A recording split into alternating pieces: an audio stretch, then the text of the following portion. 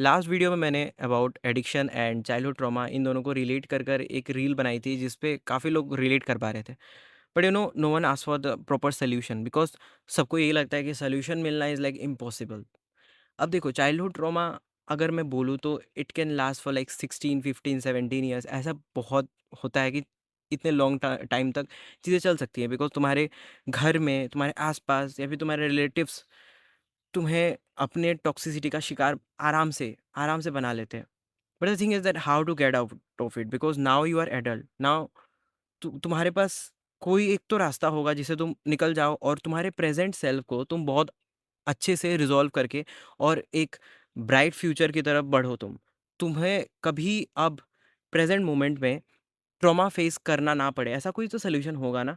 So I felt that एक solution है जिससे maybe you can get out of any kind of this addiction as well as the childhood trauma, दोनों एक तरह से एक साथ रिजॉल्व हो जाएंगे।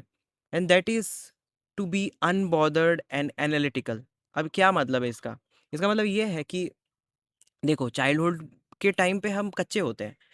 बच्चे जब हम बच्चे होते हैं हम कच्चे होते हैं, वी डोंट अंडरस्टैंड दैट कि जब सामने वाला कुछ इस तरीके से रिएक्शन दे रहा है या फिर कोई चीज़ नहीं दे पा रहा है, जैसे लव केयर नहीं दे पा रहा है, so we understand it to be reality.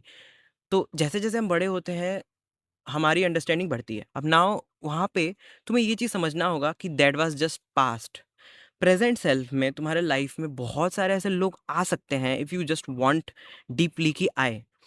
इसके लिए तुम्हें ना नेटवर्क जो है ना अपना बढ़ाना पड़ेगा। You need to connect to more and more people. हाँ, बहुत सारे लोग हेजिटेंट होते हैं, बहुत सारे लोग शाई होते हैं, बहुत सारे लोग एम्बेरस्ड होते हैं अबाउट कि वो नहीं बताना चाहेंगे अपने इन सब चीज़ों के बारे में।